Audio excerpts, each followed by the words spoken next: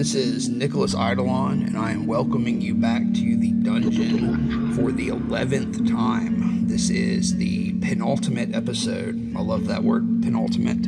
This is the penultimate episode of Analog Dungeon Season 1. So there will be one episode after this one, airing the following week, next week. And then we will break for a hiatus, and I will probably update you on social media as to how long that hiatus will be and what I'll be working on and stuff like that. I've got some other projects that I need to work on, some writing that I need to do, but I'll also be working on episodes in that interim, just so I'm not recording episodes right when they're due to air that week, which is what I've been doing, and that's my own fault. But I need to get back on top of having a log of episodes ready in advance.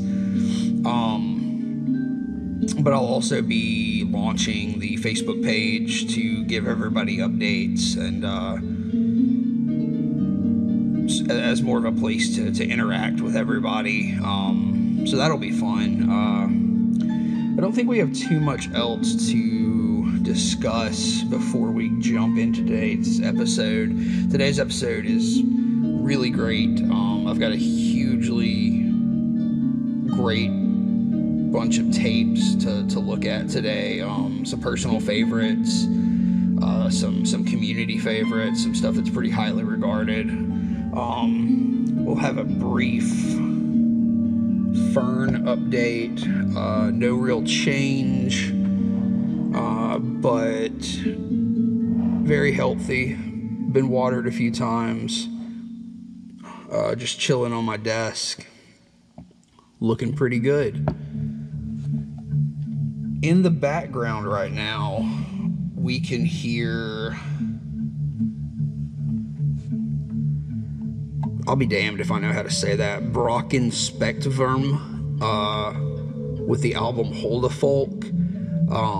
This is Dungeon Synth from the Greek label Wraith Records. This is a new arrival for me. And alongside that, I received Apokrymna with the Curse of Pagona.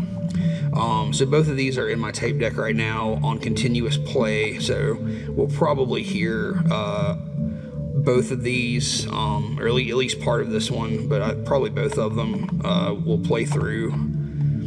Really great stuff that we'll try to cover in Season 2. I think I'll go ahead and put at least this one on the list for Season 2. But these are really great releases from Wormlodge out of Greece, so I'll drop a link to Wormlodge in the chat. I really encourage you to go check out the releases that they have. So today we are talking about another label's catalog, and this time we're talking about 6 releases from the indomitable Gondolin Records out of Denmark. So Gondolin Records, named after Tolkien's hidden elven city that you can find in the Silmarillion. It was founded in 2017. They released their first tapes in 2018. Gondolin is owned and operated by Danny Kreutzfeldt, who's just a massive well of musical knowledge, from black metal to dark ambient to neoclassical to dungeon synth, both old and new. He's like an encyclopedia of these genres and the influence on these genres. And on top of that, Danny's a really great guy. I mean, he's a really great friend to the community. He's a huge supporter of the scene. Gondolin is just one of the absolute best labels in the scene. But these are kind of intimidating for me to cover, honestly.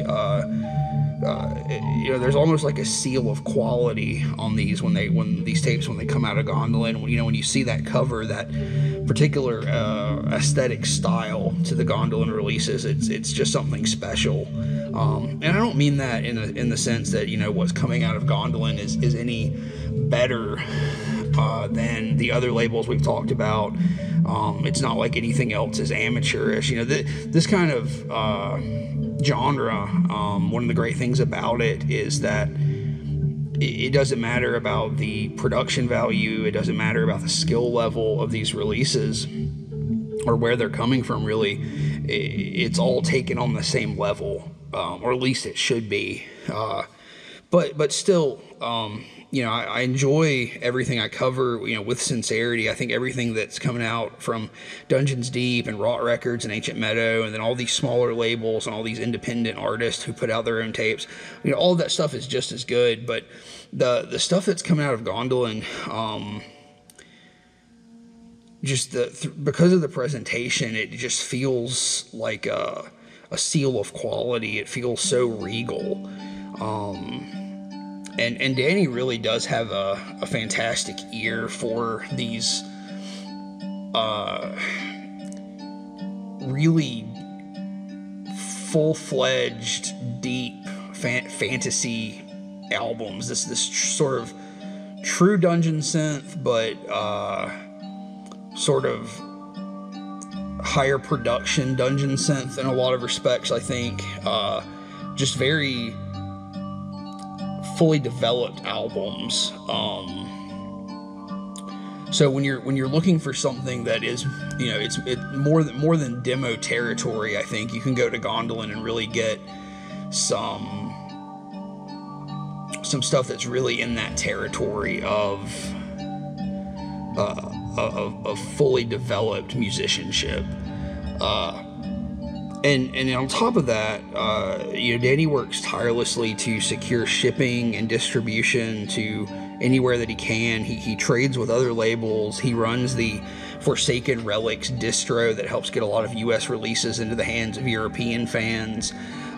He has a huge dedication to the bonus content that comes with a lot of his releases.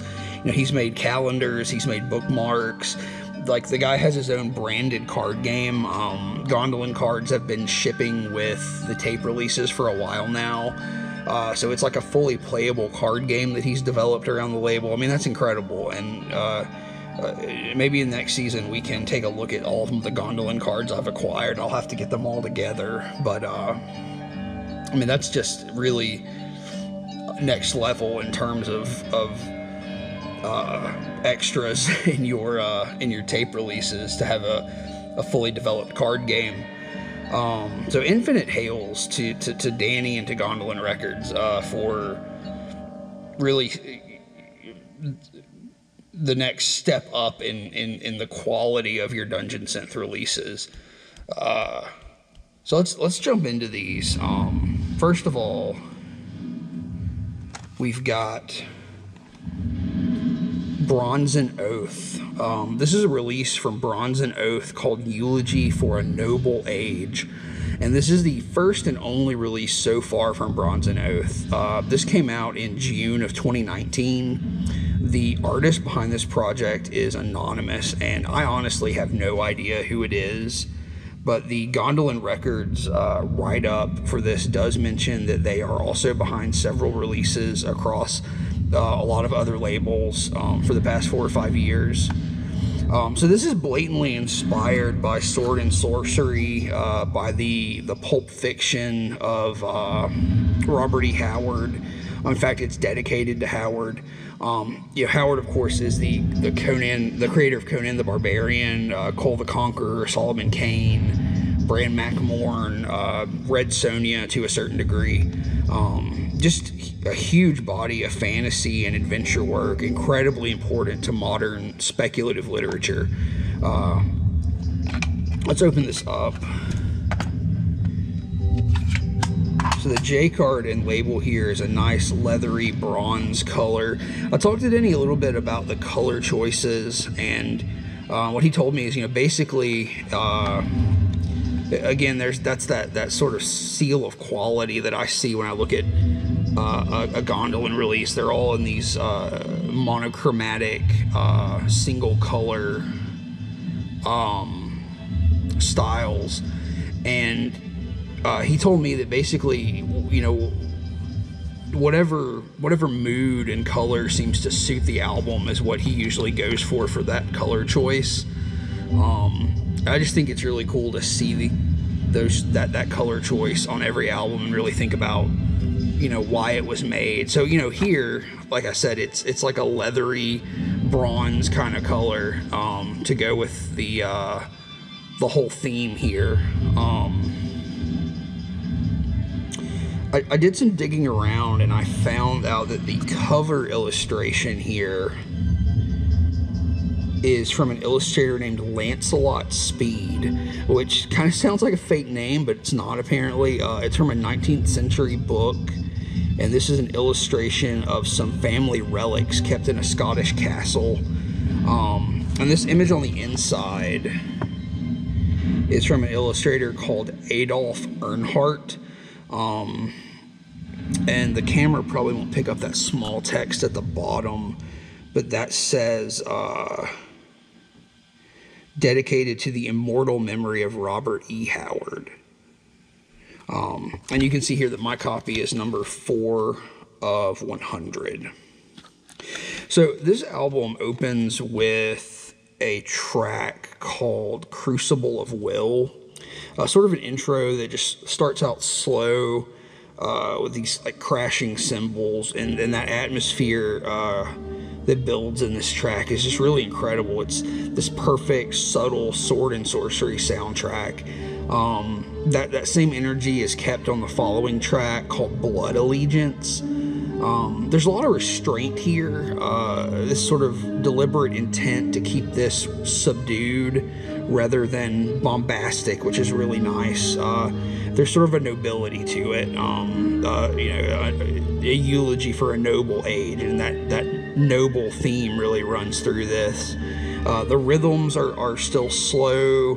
The synths are sort of rising up out of this out of these martial drums. It's like a march to battle, but a slow, reluctant one. There's an ominous, dangerous edge, but it's never really over the top. Let's jump to track 4. That's called Pyres of the Battle Slain. This is a track that's really heavy on ambience, heavy on the feeling of the horror of battle. It's like walking the aftermath of a battlefield, and you can smell the smoke, and you see piles of the dead everywhere. And this is just brutal, brutal stuff. It's kind of interesting to compare this to a tape that we looked at a few episodes ago, Barbarian King. A lot of the same themes are present here. You know, obviously the Pulp Fiction sword and sorcery theme is present. You know, direct Conan influences. But, you know, that one was much more heroic, much more about the glory of battle, and more soundtrack-esque. And this one is much darker, much more ingrained in this ancient sort of Stygian landscape, this sort of battle for survival. One more note on track 4. The inclusion of bells really makes this a great track. This sort of light chiming melody over this deep darkness. It's just a really nice texture. Definitely check out track number 4. Let's jump to track 6 now. That's Indomitable Spirit. This track has an almost drone-like sensibility to it. There's this shifting pad under everything with these marching drums. Kind of feels like we're being led to the gallows. There's a huge sense of death on this track. And there's this final tolling bell toward the end that seems to be tolling, you know, the end of a character's life or something. And then our final track, number 7, that's called Death Siege.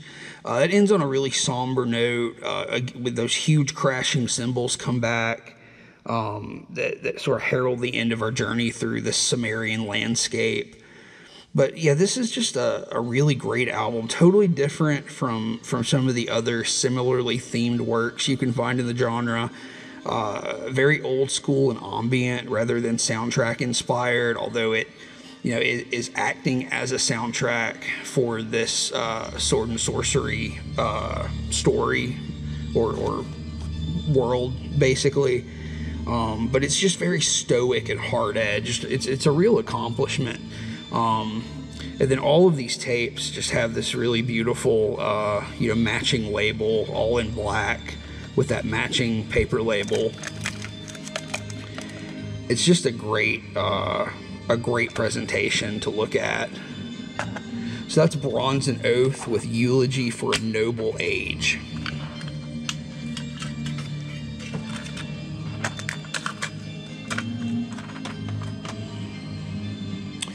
All right, next up we have a project out of Barcelona. And this is Umbria with their first full-length Farwalker. Umbria translates to shady in Spanish, and one user who left a Bandcamp comment explained that it specifically means the shaded slope of a mountain. This was released in June of 2019, and it was preceded by a demo that came out in August of 2018. And that demo was actually released on High Cathedral Records. And then there was also a 22-minute one-song EP from March of 2019. That EP is called Follow the Ghost Hand, and it's actually included on this Gondolin release. So this is basically 2 albums in one, so that's kind of rad. This tape's artwork, let's take this out. We've got that black cassette, purple label.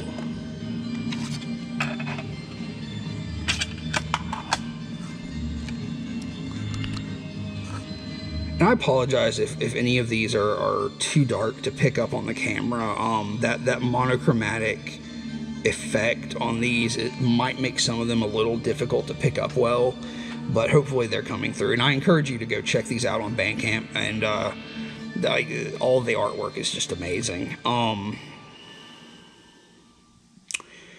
But the cover here is by John Bauer. And that's an artist that is probably familiar to a lot of Dungeon Synth fans.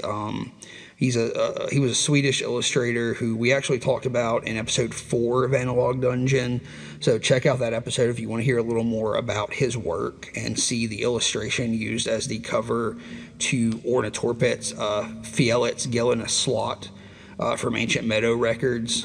But this particular piece from Bauer is called A Night Rode On. On the inside, we have another Bauer illustration.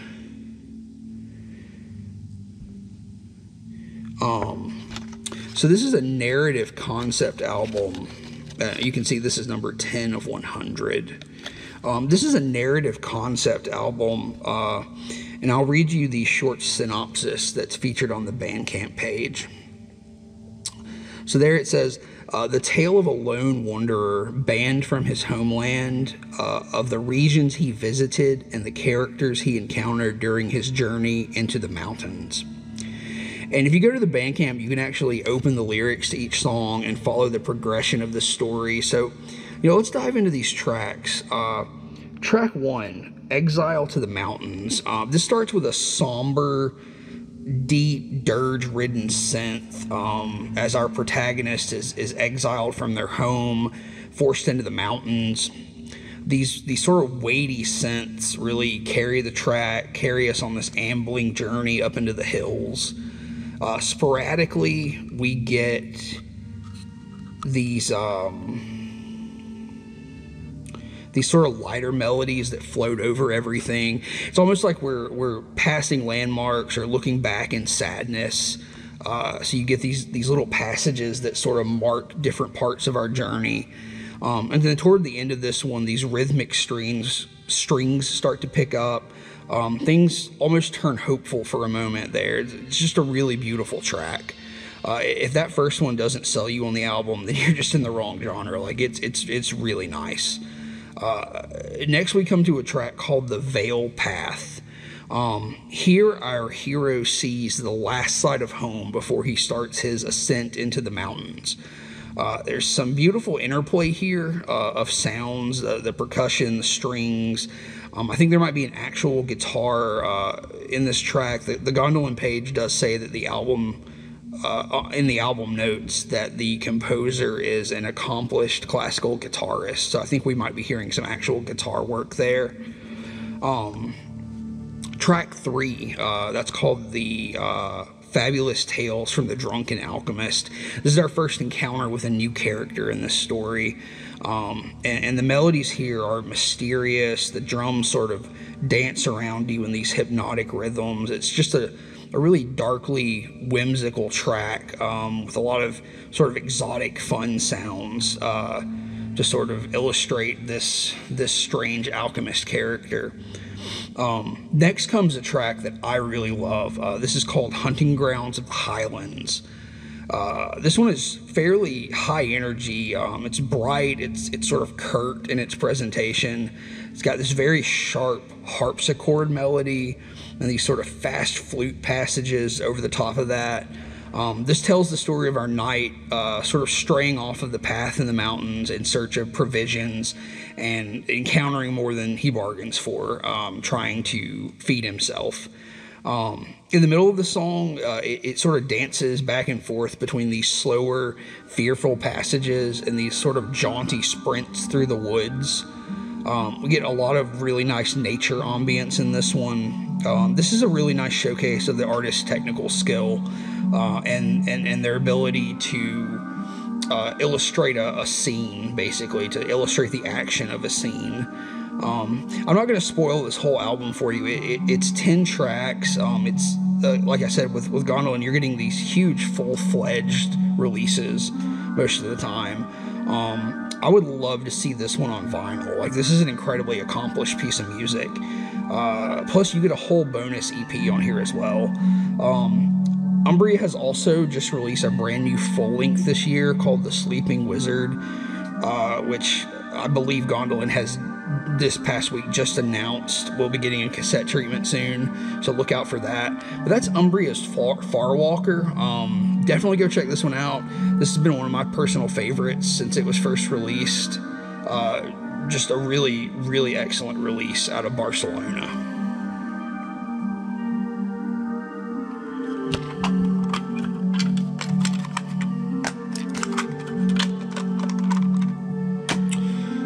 All right, next we are looking at Wraith Guard. I'm not sure who's behind this project or even where they're from. The Gondolin release page says Pennsylvania, and the actual Bandcamp page says Ohio. So maybe they relocated to Ohio. But this is a strong, narratively driven project that has released 2 albums in early 2019 called Knave 1 and Knave 2. And both of those are collected here on one cassette. It's over an hour of conceptual music about a knave who is chosen by prophecy to defeat an evil wizard. So this very vague storytelling, just a basic outline on the Bandcamp pages regarding the actual story taking place, which is really cool. I mean, you can sort of infer story from the music itself, so it's just a bit of guidance on the artist's part. I really enjoy that. I really enjoy like the different levels of that some artists take with this idea of storytelling. Like when we looked at the 9th key stuff, there's no intention on the artist's part there for a narrative to form, but still, because of the nature of the genre, it works that way for me. I just sort of naturally form a narrative in my head sometimes when listening to Dungeon Synth. But then we get something like Hole Dweller, where you've got a full short story included with the work. It's got a whole story based around it. But here we have something kind of in the middle where there's just a little taste of a narrative going on, a sort of a suggestion of the scene that's being said, and the music really works to paint the full image of the story for us. The color choice here is green. Let's open this up. The color choice here is green, and we've got this illustration here from a Japanese artist called Yogetsu. It seems to be the name of a priest from the Edo period of Japan. I think it's probably not an artist that's very well documented, because it simply says attributed to Yogetsu. And then on the inside, we have another detail from that same piece. So this is the cover to Knave 1, and this is the cover to Knave 2 on Bandcamp. And this piece is called Landscape in the Moonlight. And then this is number 5 of 100. Number 5 of 100.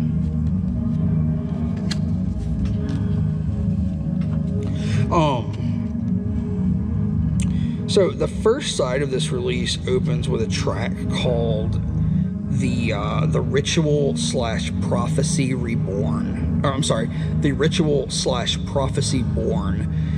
This spacey sort of atmospheric background, it's overlaid with strings. It's got bass and drums.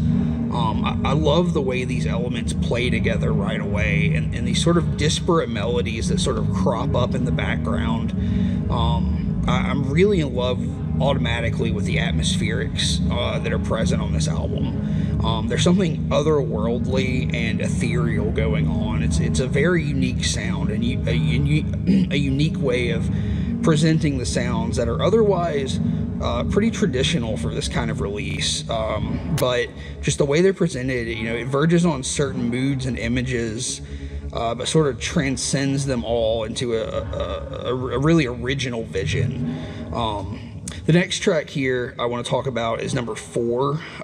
That's called Night Beasts / To the Cursed Mountain.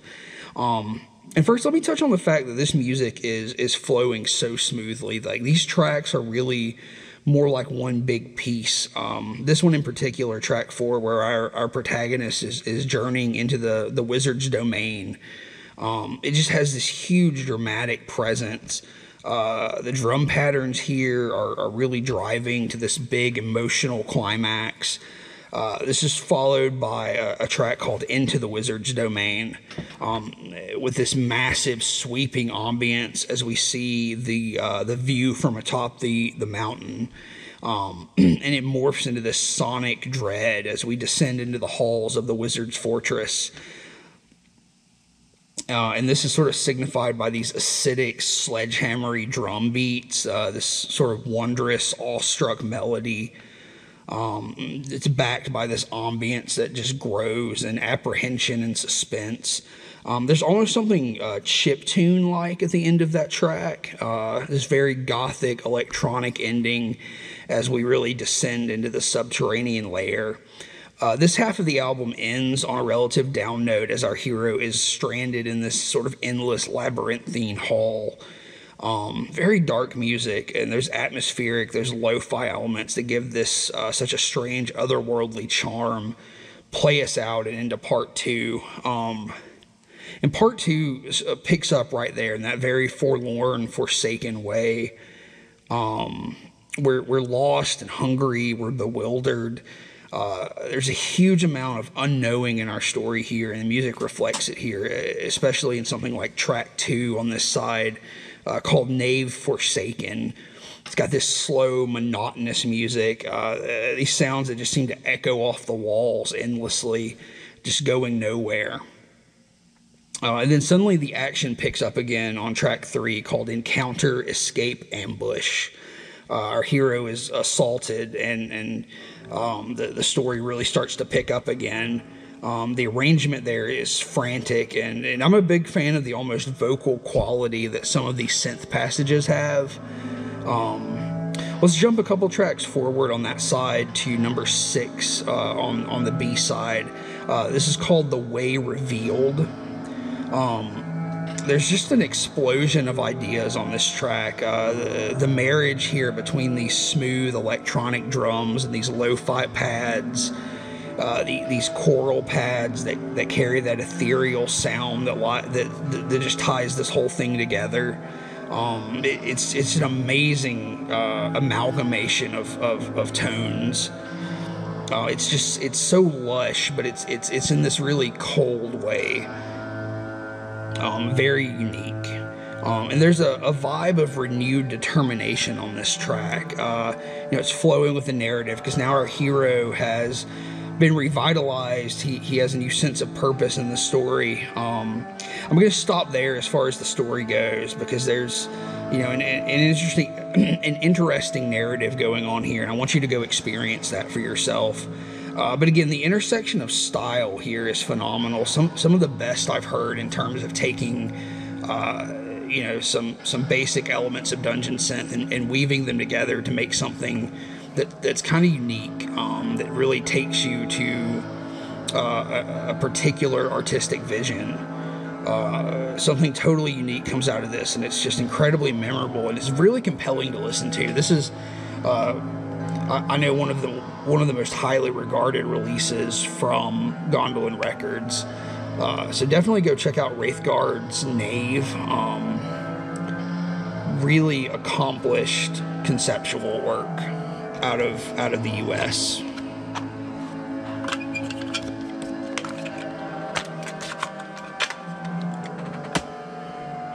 All right, let's take a moment to hydrate.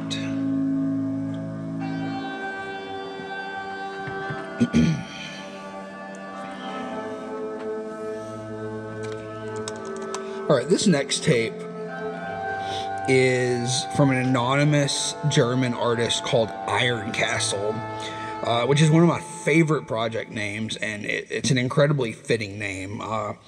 So this album is called 4 Arrangements for Strings, and it was released in April of 2018. They have 2 more releases on their Bandcamp page called 3 Arrangements for Strings that came out in September of 2018, and 7 Arrangements for Strings that came out in April of 2019. This cover, let's open that.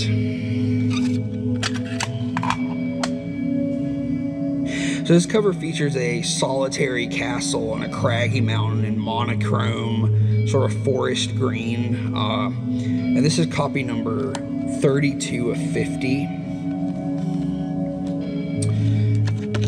And on the inside here, we have a selection of sheet music.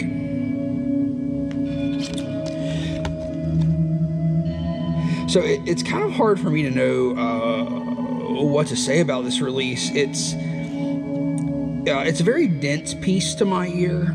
It's actually written for a string quartet ensemble and then arranged in synthetic form, you know, in a program here. But sheet music is actually available for this. We just saw a snippet of that sheet music on the inside here. But apparently you can contact this artist and get sheet music to actually perform this piece as a string quartet, and I would really love for somebody who's capable of doing that to do it. It would be really amazing to hear this on an actual instrument. But this is 4 movements of just neoclassical despair. Very dark, very cold stuff, dealing with incredibly dark subject matter. Movement 1 is called, and I'm probably going to say this word wrong, Kachtische. It's called Kachtische, a young maiden's first day at work. And that's a reference to a castle in the Slovakian village called Kachtische. And the castle there that was once home to Elizabeth Bathory, who I'm sure everyone is familiar with on some level. So she was a Hungarian noblewoman accused of murdering her servants and drinking blood. A lot of that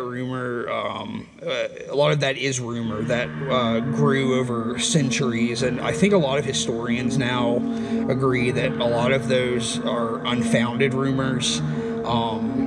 But nonetheless, you know, these legends feed into this stark, bleak piece of music. It's haunting. It's hopeless. It's got a sort of profound hopelessness about it. It's maybe one of the most depressing pieces in the Gondolin catalog. That's followed by an arrangement called Brawn, an Ode to Vampires.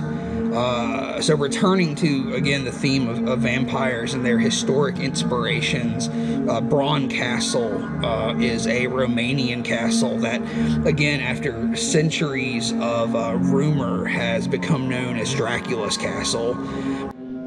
But there seems to be no evidence that Dracula ever actually lived in this castle.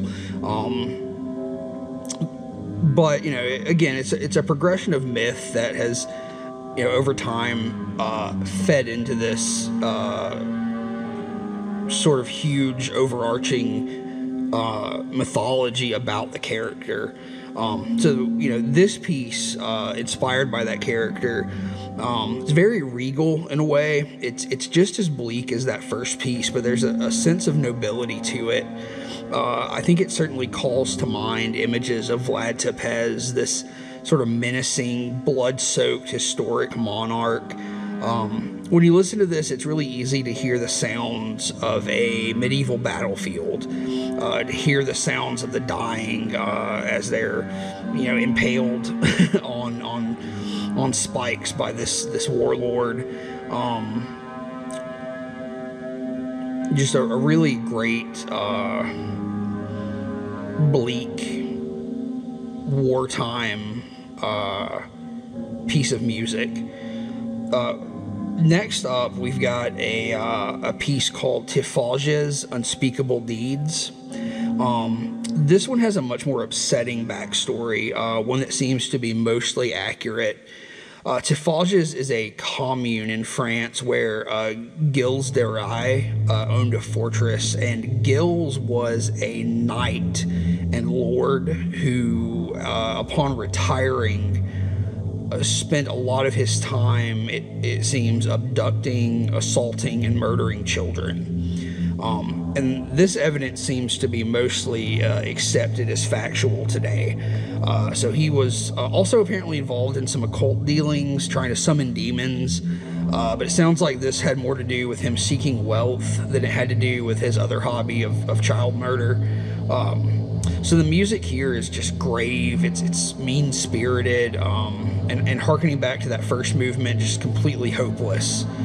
And then the last movement is called Montségur, Willing to the Pyre, and this refers to the fort at Montségur in France, where in the 13th century the Catholics burned alive over 200 cathars who refused to renounce their faith when those Catholic forces besieged their fortress.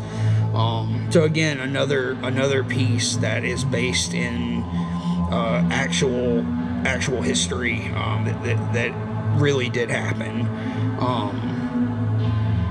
So that, you know, there's a huge sense of finality and death on that one, and across all these pieces, really, there's just this huge sense of death and depression. A lot of black metal adjacent sensibilities here, I think. And because of it's this simple output from a synth program, it feels very cold and mechanical. So I do again wonder how this would sound recorded, but with actual instruments by an ensemble. But as it is here, it's just very cold, which is why I think Ironcastle is such a fitting name. You know, the name itself is very cold and inhuman. And there's also a monotonous and noisy element to some of this music. So it comes across as a kind of droning background almost. It's just very powerful and incidentally unique because of the way it's constructed and released on tape here. So highly recommend this to fans of vampiric stuff and to the depressive side of the dungeon synth or black metal genre. This is a little different from what you might normally encounter there, but it's just wholly effective in its themes and presentation. So that's Ironcastle with 4 arrangements for strings.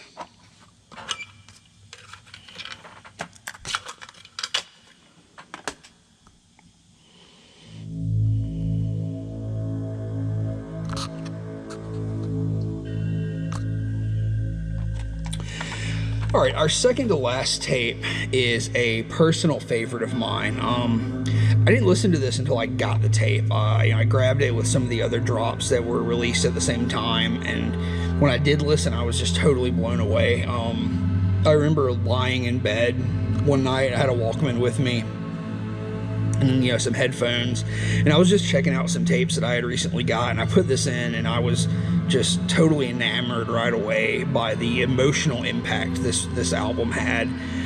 This is a project called Phobos, and this is their debut album, and the only album they've released with this project thus far, and it's called Biborkert. This is a Hungarian artist, and that title translates from Hungarian to the Purple Garden. And this artist also makes experimental noise music as Shum, and the link that I'll drop in Bandcamp that is actually the link to the Bandcamp that has all of that noise music as well as this Dungeon Synth release. This is on a purple J card, purple labels on the tape fitting with that album title, and that features an illustration of a lush sort of overgrown ruin. This is number 23 of 50. And then inside we have a note that says, "Dedicated to my father, I hope you found peace." So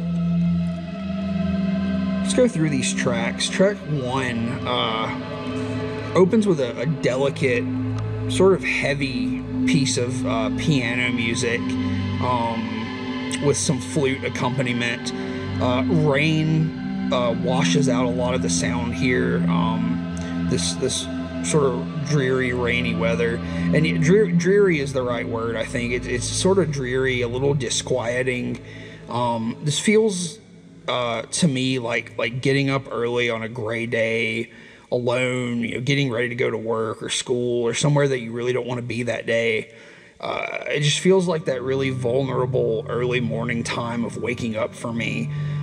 It's a very specific feeling, maybe not what the artist is trying to invoke or what somebody else might relate to it, but for me it's a very particular emotional response, and it's what made me immediately fall in love with this album. Track 2 and 3 are somewhat standard Dungeon Synth fare, incredibly solid pieces, melancholic, minimalistic. I'm a huge fan of the incredible emotions on track 4. This one is sort of a slow buildup of string pads and this sort of steady, monotonous bass, just heart-wrenching, deeply sad music. Let's jump to track 7. We have a beautiful string melody here, almost something high fantasy and jaunty, but it's overlaid by these mournful pads and synth notes that draw it back down into that introspective, depressive realm that we see on most of this album. This is followed by track 8. This one is almost hopeful. It's got a very simple melody, very lo-fi and warbling, but it's hopeful. It's almost kind in its presentation. It's kind to the ear.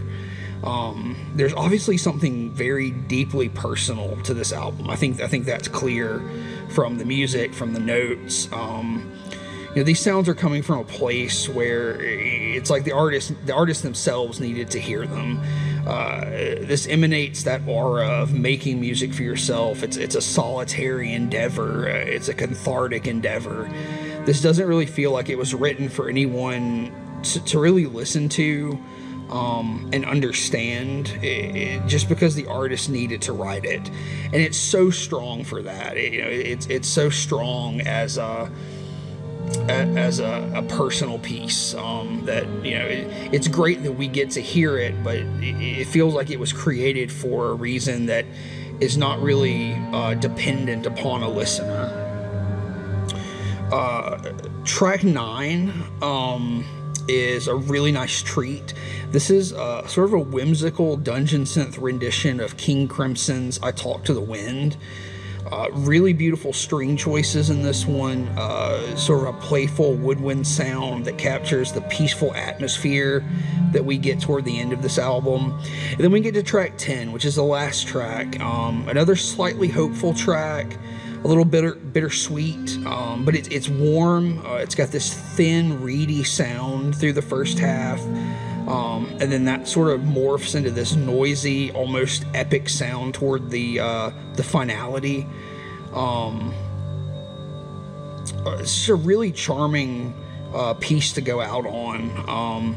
So this is just a remarkable piece of dungeon synth, especially for a first release.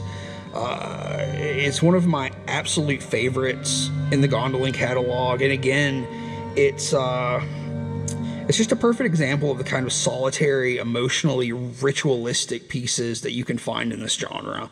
It's just completely beautiful, and it's a top recommendation for me.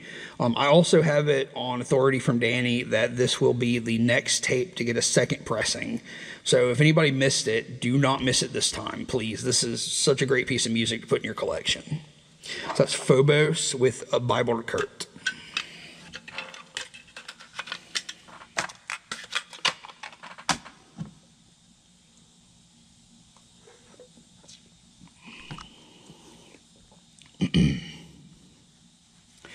All right, and finally, we come to our last album that probably needs little introduction. This is Sharpen Thy Knife, Curse the Sky by the mighty Moth Tower. If you haven't heard this album, you've done yourself and you've done the genre a disservice. When it came out, it was hailed as an album of the year for 2018 with really good reason. This is, for me, kind of like Hedge Wizard, not in style or theme or anything, but in its ability to capture and partially define the new age of dungeon synth, while also remaining totally unique to itself, unrivaled. It's just totally its own entity. It's a complete fantasy soundscape with a totally insular setting and style. This is from a Danish musician called Umbria, a good friend of Danny's. This album was apparently in the works as a planned release from Gondolin before the label even got started. And this is obviously a labor of love, and again, another fully realized album. Something with a lot of time and craft went into. The artist also performs as Soul, a dark ambient doom metal neo-folk entity, which is their main project, and I'll drop a link to that. But Moth Tower is their dungeon synth, their debut dungeon synth work. And it also has a second release now on Gondolin called Clavitasian Threshold that came out in 2019. So let's open this up. This one is colored red.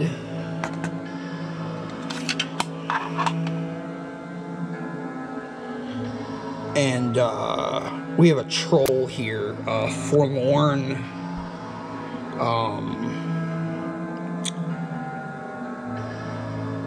Forlorn and Lonesome, an illustration from Theodore Kittleson. I can't think of a better artist to grace a cover of a classic release like this. On the inside, we have another Kittleson piece depicting bears and other animals dancing. And then this is number 15 of 50 from the original pressing. So let's dive into this masterpiece and talk about some of these tracks. This opens with a track called Red Solar Veils,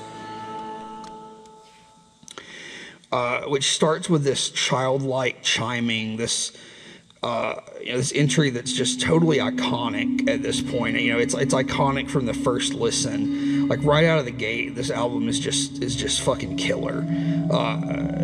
You've got this sort of, again, childlike intro that gets taken up by these resounding drums and these neoclassical melodies that are all at once soundtrack-esque, yet totally in your face, standing on their own as these, fully realized pieces of music. The songwriting is just completely brilliant. The build-up of these tracks, the layers that you get with these tracks, like in track 2, that's called Hollow Dream, Empty Ship.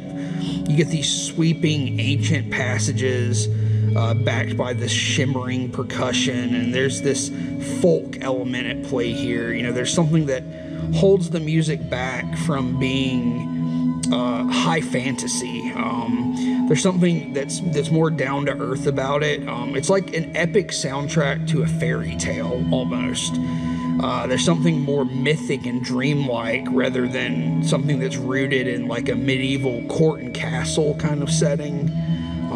Very, very dreamlike, very fairy tale-like. On track 3, that's called Gather Thy Storms, Sweep the Realm. We have this kind of spiraling sound under these vocal synths that creates this symphonic swirl of dungeon synth. Then we jump to the title track, Sharpen Thy Knife, Curse the Sky.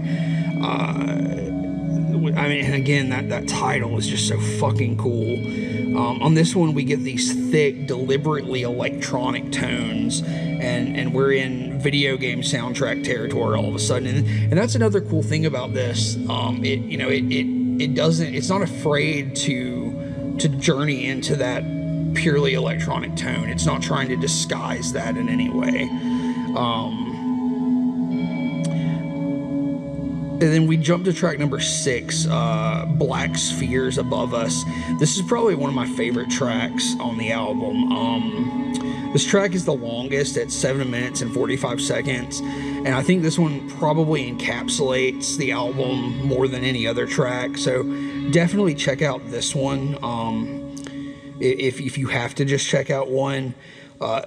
This one is just truly epic in terms of songwriting.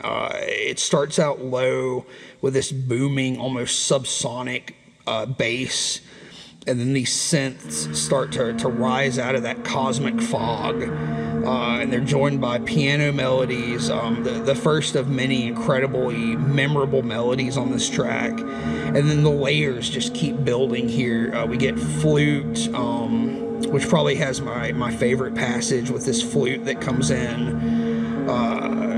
It's just all at once sort of mysterious and fantastic and adventurous. Around the halfway point here, we get some of that sharp, deliberately electronic synth work that comes back in, and it's joined by this deep, rising choral tone that sort of descends out of the heavens almost. This just has one of the best escalations in a dungeon synth track I've ever heard. It just builds into this swirl of almost symphonic dungeon synth. But it never becomes too much. It never tries to show off. The album itself, across all the tracks, it never tries to show off in technical skill. It just does what it needs to do, and what it needs to do happens to be incredibly masterful. But it's all in the service of the atmosphere, which I think is the true guiding light of good dungeon synth, is nailing that atmosphere. And this does it while being sort of next level, over the top in songwriting ability. Again, if for some reason you haven't heard this release, go now and listen to it. It's completely deserving of its status as a classic of the modern era. Yeah, that's Moth Tower's Sharpen Thy Knife, Curse the Sky, off of Gondolin Records. So that's our 6 tapes for today. Again, just Gondolin Records continues to release amazing stuff. Danny's ear for music is incredible, and we are lucky that he does the work and finds these releases and shares them with us. And then in the background, we've been listening to 2 releases from Wraith Records. So I'm signing off for this episode. I will see you next week, where we're going to look at a selection of personal favorites from myself, and then that will be the capstone to season 1 of Analog Dungeon. Thanks to everybody again who has come to check out these streams and come to hang out and chat with me and everything. I can't thank you enough. Thanks to Shane and Josh for hosting NEDSTV. I'll see you next week, and remember, all cassettes are beautiful. Thanks.